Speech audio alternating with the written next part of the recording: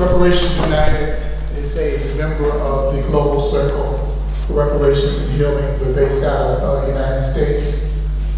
And I'm speaking today on behalf of the Global Circle for Reparations and Healing.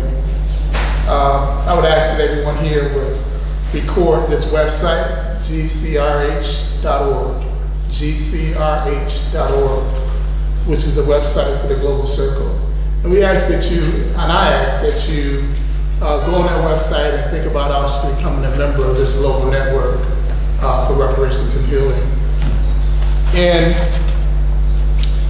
2022, in July, I was fortunate enough to be invited as a part of the Global Circle. I'm a co-convener of the Global Circle, to be invited to Bellagio, Italy, at the Rockefeller Center by Nicole Hannah-Jones, an Black American journalist and author of the 1619 Project, a Pulitzer Prize winner, a New York Times best-selling author. I was given a grant to come to Bellagio, and she invited 10 members of the Global Circle to come with her as we held this high-level conversation around reparations in the African world. As we were planning for this trip to Bellagio, I stated there's no way that a group of reparationists can come to Italy and not go to Rome, and not go to the Vatican, which is the seat of the inauguration of the transatlantic slave trade. Everything that affects the African world today, global Africa. Global Africa consists of Africans on the continent, Africans in the historic diaspora, those who were kidnapped from the continent and trafficked to the New World, quote unquote New World, and enslaved, as well as diasporans who have left from various reasons in the last 100 years and went to left the continent. Africans and people of African descent, wherever we exist, we're part of global Africa. And if you look at the conditions of global Africa, we say there's one root to these conditions. That root is the inaugural kidnapping of Africans, or invading of the African country through what one author calls the chattelization wars. It wasn't a transatlantic slave trade, but it was a war, a total war waged upon the African continent for the purpose of empowerment and enrichment of the European world. And the European world at that time was mostly governed by the Catholic Church. So I was charged to create an action when we came here to the Vatican, when we came here to Rome, to speak to this issue of the church's history. I crafted what is called a reparations presentment. A reparations presentment is a legal claim document. It's a document that combines the weight of a criminal law presentment, which lays out the offenses. Many of us know what an indictment is. Indictment is an authorized document, a formal document that's charging someone with some offenses or crimes. A presentment is an informal document laying out the offenses of a party. It also combines the commerce law presentment. Commerce law presentment is a document outlining debt. If anyone has ever seen or received a final notice from a bill collector, that's a commerce law presentment. It says this is what you owe, you have this amount of time to pay it. And if you don't pay it or contest it, then we can go after you to get it. And then it also combines the ecclesiastical law presentment, which says that you are the right owner or inheritor of something. So it combines these three law presentments into one for the purpose of declaring that offenses were committed, that these offenses led to a debt, and that we, current living people of African descent, are the inheritors of that debt, and we're presenting this document, what we feel will alleviate that debt. And so we designed the reparations presentment. We designed it on this, the meaning, or on the structure of the Durban Declaration and Program of Action. In 2001, the World Conference Against Racism in Durban, South Africa, there was a declaration that was submitted. And in this declaration, we in the African world wanted three things to come out of this conference, in particular to people of African descent. The first one was that we wanted the global community to declare that the transatlantic slave trade, colonialism, and apartheid — in America, apartheid was called Jim Crow, but it was still apartheid — that these social order mechanisms, or these crimes, if you will, that these actions were actually crimes against humanity. And crimes against humanity have no statute of limitations. One of the things that's important about crimes against humanity. But crimes against humanity are what's considered the most egregious acts that a state can commit against a civilian population. Now, I'm talking about people at war, but a civilian population. And they have no statute of limitations. So if the entity that committed these acts were in existence 100 years ago, and they're still in existence today, they're still criminal today because they haven't addressed these acts. If they were in existence 200 years ago, 300 years ago, 500 years ago, 700 years ago, because we documented 600 years of crimes by the Catholic Church on the African world.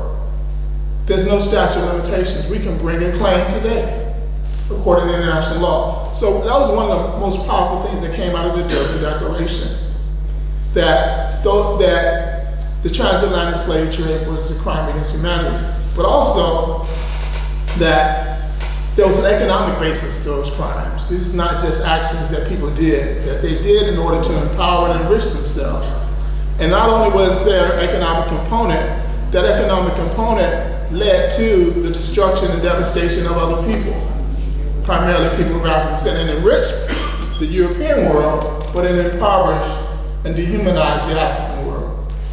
And as a result of that economic devastation of these crimes, that reparations are due. So we presented the presentment in the same structure. These are the crimes of the church. This is the continued impact or injury of those crimes. And here's what reparations look like to the African world from the church.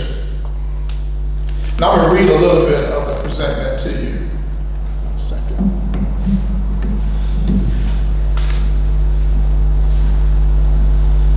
I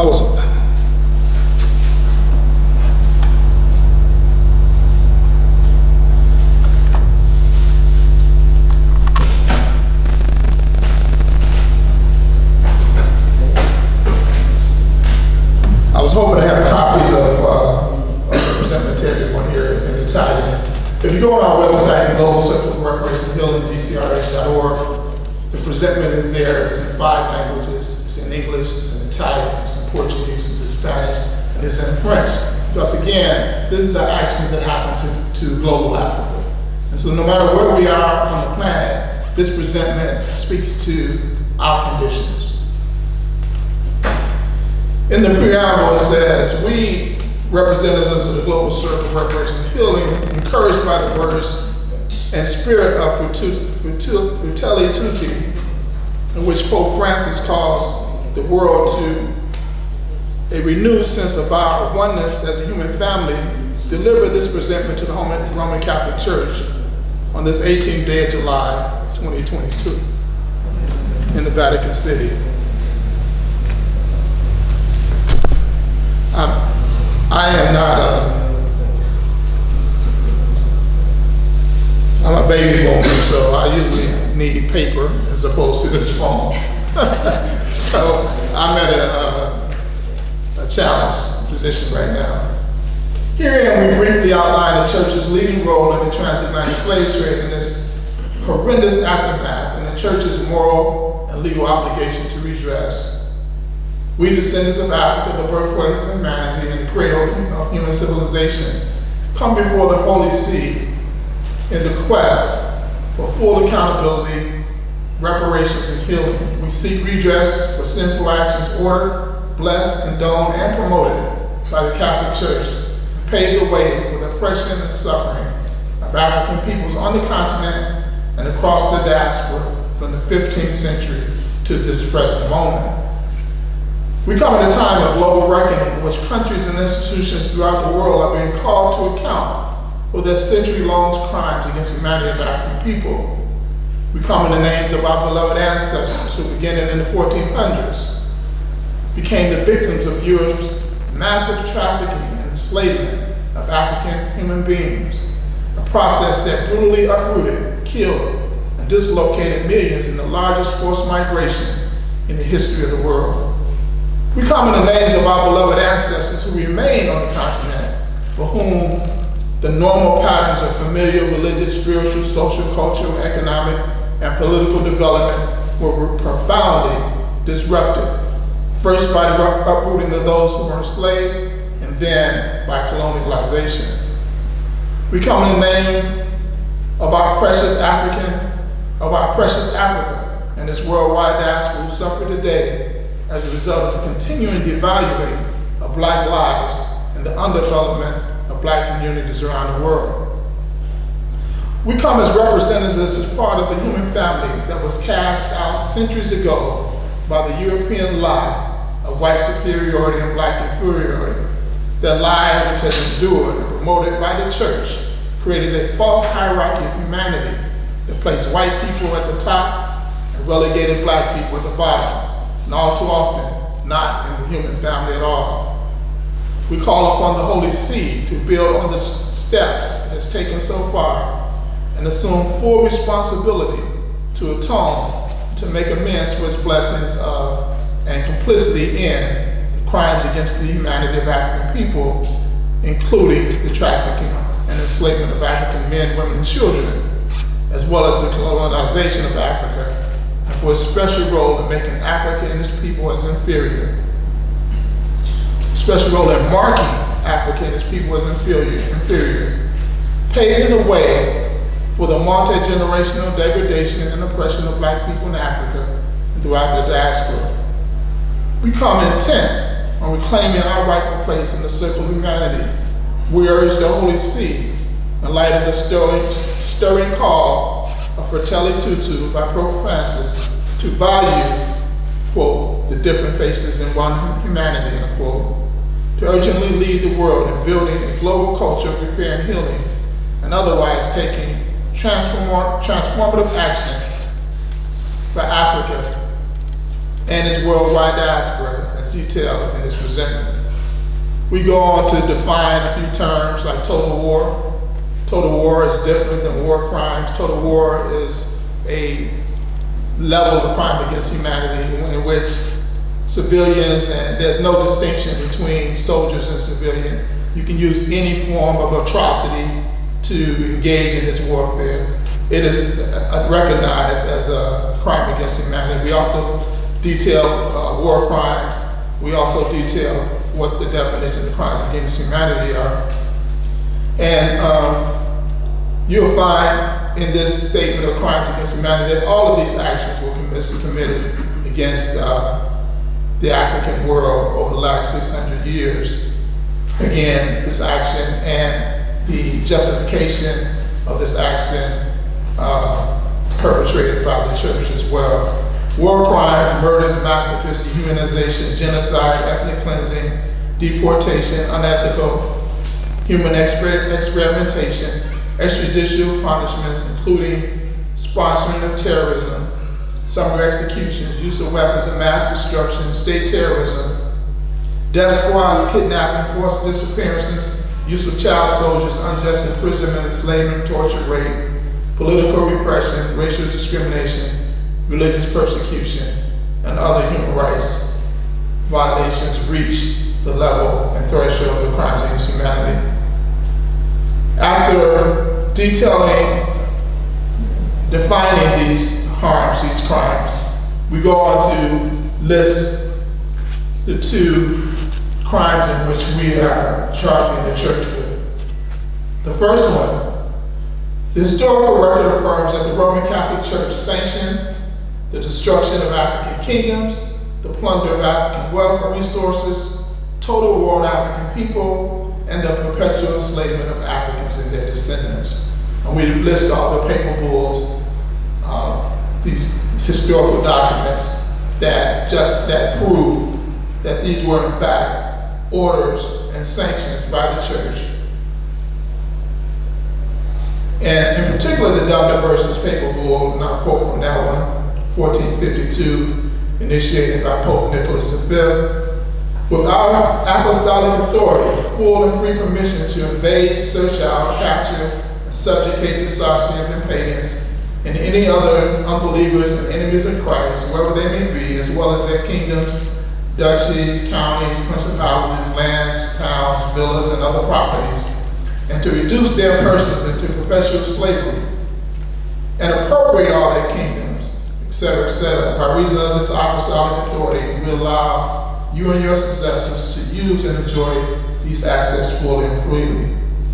These bulls and others provided the justification for the trafficking and enslavement of Black African human beings, as well as European imperialism and colonialism in Africa, all in the name of Jesus Christ. The second, just a fact, we also listed this fact. According to UNESCO, more than 170 million deaths occurred during this total war on African life. A minimum of 36,000 slave voyages have been documented. Thomas Cooper, in the supplement to Mr. Cooper's letter to the slave trade, asserts that for every 100 people who actually made it to the West, 1,000 were murdered. For every 100, 1,000 was murdered. Just let that sink in for a minute. Of these 1,000 that were seized, only 57 made it to the Americas. So to get 100 to the shores, 1,000 was murdered. Of those 100 that made it to the shores of Africa, only 57 made it across to the Middle Passage. Of those 57, 28 to 30 were alive 4 years later. So the lifespan of 70% of Africans who actually made it to the New World was only 4 years. The second charge of crime that we laid before the church was the historical record affirms that the Roman Catholic Church contributed to the creation of this false racial hierarchy of humanity by endorsing the lie of white superiority and Black inferiority. This through their racial reckoning and telling of the Ham story, that Ham was Black and that all of Ham's descendants were to be enslaved.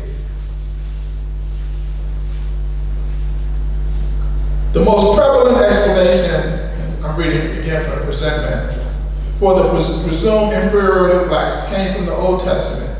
The story of Ham has functioned to justify the subjugation and degradation of Blacks for over 1,000 years, despite the absence of any characterization of Canaanites according to color, race, or ethnicity in the biblical version of Genesis. But however, by the 5th century, ethnic identification of the sons of Ham had begun to shift toward people of African descent. The Catholic Church had provided the theological foundation on which the system of transatlantic trafficking and enslavement of African people through supporting and sanctioning this lie of white superiority and Black inferiority. After stating and detailing the crimes, these two crimes, we then lay out the legacies, continued impact on the African world, on global Africa as a result of these crimes. The Roman Catholic Church's many actions sanctioning the transatlantic trafficking and enslavement of African human beings and the colonization of Africa contribute to the creation of a global racial hierarchy structure that has placed African people and people of African ancestry at the bottom rung of humanity.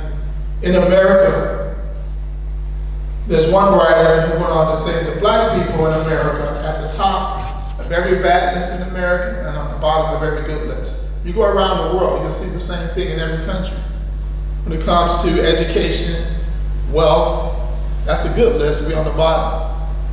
Life expectancy, we're on the bottom. Every bad list, more people drop out of school, life expectancy, teen pregnancy, dropout, infant mortality, various health disparities. We're at the top of those lists everywhere on the planet. We are at the top of, again, at the top. And this is a result of these centuries of plunder and crimes committed against African people. The Catholic priest, Father Pius Onyechemechi Adiele, author of The Popes, the Catholic Church, and the Transatlantic Enslavement of Black Africans, 1418-1839, says that, quote, these were for Black Africa not only lost centuries, but also centuries of organized international condemnation and murder of millions of her innocent and defenseless sons and daughters. Years of political crisis, economic setbacks, social unrest, and social unrest and development stagnation in all of its ramifications. 400 years of European Christianity, cruelty of papality, and theologically sanctioned inhumanity that inflicted on Africa a loss in men, in happiness, in freedom, and in dignity, unquote. When you look at the African continent, if you look at the Human Development Index, you'll find that, which divides nations into very high human development, medium human development, and low human development. You'll find no African country in the very high human development category. However, you'll find 50 European nations in the very high human development category. That's 86% of European nations are considered very high human development and 0 for Africa. This is the result of what one author says, $197 billion annually is being plundered from the continent today. On top of 400 centuries of crimes, we're looking at current plunder, current crimes continuing, as my sister just stated, Hannah just stated, that's happening. Under high human development, only 3 African countries, or 7%. Another 6 European countries, or 10%, are in high human development. So 96% of European nations are either very high or high developed under the Human Index, and only 3% of the African nations on the African continent. So this is the continued impact and injury from these crimes that were committed. And under international law, wherever you can find crimes against humanity and there's continued impact, there's not only a moral obligation, but a legal obligation to redress those crimes and repair. And so then we go to reparations. We've outlined the crimes, we detailed the crimes, we've documented the continued impact. And now here's what we state is due as for repair. Compelled by international law, customs, and norms regarding redress for total war crimes, and crimes against humanity, and encouraged by the words and spirit of the encyclical Fratelli Tutti, in which Pope Francis called for a deepened sense of our shared humanity, we seek full reparations and healing for people of African ancestry. Full reparations is an international human rights term, which means these are the categories in which a nation must engage in to attempt to wipe out all consequences of the crime, because reparations, the goal of reparations under international law is to wipe out all consequences. Here's a structure that a nation or actor, bad actor, can use to wipe out all consequences. And that structure is called full reparations. And it has 5 components: cessation, assurances, guarantees, and non-repetition. Must stop the bad acts and put in place things that ensure that they don't continue. Then there's restitution, How do you return the people back to where they would have been had they not been injured? Then there's compensation, monetary damages. And then there's satisfaction, returning the dignity of people whose dignity was eroded as a result of your bad acts. African people, again, we look down everywhere we go in the world. I was in China in 2015. I'm walking down the street, I'm 60 years old, I'm walking down the street, and elderly Chinese women will walk on the other side of me as if I'm a criminal, as if I'm 20 years old, I'm 60 years old. Even in America, we have that image of black youth, that we're criminal. My sons, I have to tell them every time they go out, understand that this is the image that people have of you. This is the dignity erosion that has happened from these crimes against African people. So the reparations. There have been many papal statements apologizing and asking for the pardon of the church's role in the slave trade. And yet, as Pope Francis was recently compelled to tweet, racism is a virus, quote, racism is a virus that quickly mutates, and instead of disappearing, it goes to hiding and lurks and waiting. Instances of racism continue to shame us, but they show that our suppressed social progress is not as real or definite as we think, unquote. In our quest for full accountability, we are encouraged by the Pope's writings and about humanity as one family. Consequently, from the above, the Roman Catholic Church has a profound moral and legal obligation for reparations. The Church can begin to meet those obligations in the following ways. We laid out these 7 steps. 1, a statement of full acknowledgement. Also, what Pius Ideale stated in this book is that there's been a culture of amnesia in the Catholic Church when it comes to African people and the harms to African people by the church. They'll speak about the harms against Native Americans and the harms against children, but they still leave out the harms against African people. So we need a statement of full acknowledgement that this racial hierarchy exists as definitely as a result of the actions of the church over centuries, an apology consistent with international norms, customary law, and Christian values. Number 3, we call on all offending we want the church to call on all offending Western nations to engage in moral and legal redress. We want the church to aid in our efforts globally against these powerful state actors you talked about, sister. We call on all other offending Western nations to engage in, I'll just stay there. We want the Pope the Catholic Church to rescind the papal bulls on the enslavement of African people and African descent. Just recently, last year, 2023, I should say, the Catholic Church denounced the doctrine of discovery. That's not the same thing as rescinding the papal bulls. In a court case in 2014, I think it's 2014, in the United States Supreme Court, they used one of these papal bulls in a challenge to justify the continued holding of indigenous people land. Some of the Native Americans were suing for their land in defense of Americans still holding onto this land. The Supreme Court Justice Ruth Bader Ginsburg cited one of these papal bulls. So they still have legal effect today. So we want them to rescind these papal bulls. We want an encyclical on reparations and healing for African people. We do not just want a statement, we want an encyclical because that goes out to the entire Catholic Church worldwide on reparations and healing. We want the Catholic Church to establish a papal commission on reparations and healing. You find that many nations have reparations commissions, several states in Illinois, in the United States, the state of California, the state of Illinois, the state of New York have reparations commissions. So you can have a papal commission on reparations and healing. And then there's a commitment to compensation, a financial support for the work that we're doing and to begin the repair of